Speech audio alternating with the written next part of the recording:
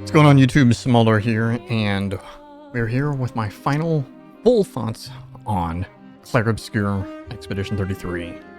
As you can see to this way, to the left, my playtime is 61 hours. It's actually like 80. That's my playtime on my save file, which doesn't count all the attempts of failures, deaths, and things like that.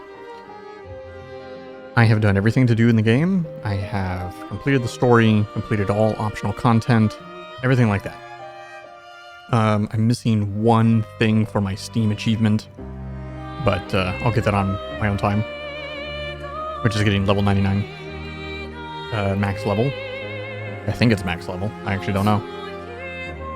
And with that, I should say there might be some light spoilers in this, but I'm going to try to keep it not so much. Let me lower the music a little bit. This game is incredible. It has one of the best stories. And let me be more precise. The story itself is honestly kind of simple, but it is executed and told in a very smart way. In a way that other games do this, other movies do this, TV shows do this sometimes. But it's usually not done very well, and it's not the most common method, which is kind of like you are given a general theme, an objective, a general thing of what's the plot is of what you're going to do. And then over the course of playing, you learn more and more, and maybe what you're really doing is not actually what the real objective is, or something like that. Kind of pieces things together over time, and doing extra side things will give you more of an insight as to the world and the lore and everything like that. The Souls games do this, sort of. It's a little bit different because this is very narrative driven, but like in those games, right? You can go through the whole game without knowing anything, or you can take your time to actually pay attention and piece together what's going on. This game kind of does that as well, but it does, give you the narrative, and it gives you pieces of things over time as you play through the game, so you're always kind of guessing what's going on. It's not one of those situations where you always know what's going on and you're just waiting for the next event. I don't know, very well done. All the characters, every single one, exceptional. They all have great stories, very well acted. Kudos to all the voice actors. I played in English, of course. I'm sure the French audio is just as good. The music, though, which we're hearing right now. If this game does not, at the very least, doesn't get best music. I don't know what's going on, man. Music in this game is incredible. It's all over everywhere out there. Everybody knows about the fact that, this game was developed by 30 people. 30 core people. They obviously did a lot of contract work with other people as well. There was a handful of ex-Ubisoft devs, and they were all junior people. For many people on this project, it's their first video game. The lead writer, it's her first video game. The guy, the CEO, the main guy, he just had a vision for a game, and he just wanted to make a game, and he recruited people over time, and this is what came out, The music, he said they found some dude off of SoundCloud and forums and things like that. It's his first video game. Arguably one of the best video game soundtracks of all time, right here. It's that impressive. There's not much to say, really, because a huge part of this game is uncovering the story, learning what happens. It's spoiler territory. I guess we can talk about the combat. And that's one thing I want to talk about. There is another thing, too. This is a real-time reaction turn-based RPG, which I can understand why some traditionalists of true turn-based RPGs don't like it, because the game does require, some pretty nutty reaction times, especially if you're playing on expert difficulty, which I did. I'm a Souls guy, so of course I'm gonna play it on the hardest difficulty.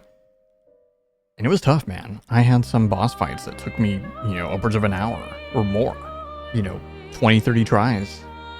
Now that being said, the game makes it very easy to respec and all that kind of stuff, so you can go farm and grind, no big deal. I was just kind of stubborn with some of the fights. But I love it. I love real-time action games. I love turn-based games. I love all of that. So this hybrid blend was so incredible. I'm already thinking of another playthrough. I'm probably going to play and get it on the PlayStation and so I get my trophies, whatever. And, more support to the devs. I think they deserve it. This game is not, for me, it's not just going to probably be game of the year, but it's probably one of the best games I've played in like a decade. Like, it's that good. I can actually say that now because Bloodborne's more than 10 years old. So, yeah. The other thing I do want to talk about is the UI. Aesthetically, to me, it screams a lot of Persona, really. Looks like they took a lot of cues from the Persona games, which I think is awesome. I think it looks visually so good. Super clean, everything like that. That all being said, if this comes into my one complaint, really, with the game, I guess I have a couple complaints, but we're all nitpicking here at this point. You get these things in the games, like I said, minor spoiler, called Pictos and Luminas. It's your skills, and then the Pictos are your skills, and then once you learn them, you get the Lumina of them, which you can then equip the skill of it, but you just can't. The Picto has the stats as well. Anyway, the menu screen for it, in the beginning, sure, very easily navigatable. Is that a word? I don't know. Once you get even maybe like a third of the way in the game, you're already scrolling. We need loadouts in this game. We need a better way. There are ways to filter, but it's like alphabetical, offense, defense, support kind of thing. There needs to be a better way to filter. And then, yes, loadouts, like actual loadouts. Think like Final Fantasy, the remake trilogies. They need loadouts for the materia system. This game needs loadouts for Pictos and Luminas. Seriously. Another minor complaint is this game does have jumping. So because of that, there is minor platforming in this game. When you're running around, it's not the greatest. But other than these two things, man, like I said, this is one of the best games I've played in the last 10 years.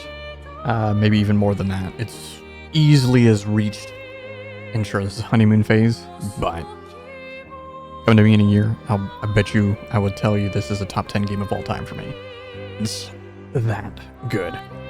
Anyways, I don't want to make this video too long. It's already pushing 10 minutes or something like that. And yeah, this game's on Game Pass. Play it. If you're a turn-based guy, give it a shot. If you don't play turn-based games, still give it a shot. The story's incredible. You can play it on story mode, so it's super easy. Just try this game. This game deserves all the love. And I know I'm just basically repeating what every other person on the planet is saying. But there's a reason for it. It really is that good. Anyways, thanks for watching, guys. And leave any comments down below. Like, subscribe, all that stuff. And I will see you for the next video. And yes, I am slowly uploading my playthrough. It's taking me a while. We'll get it done.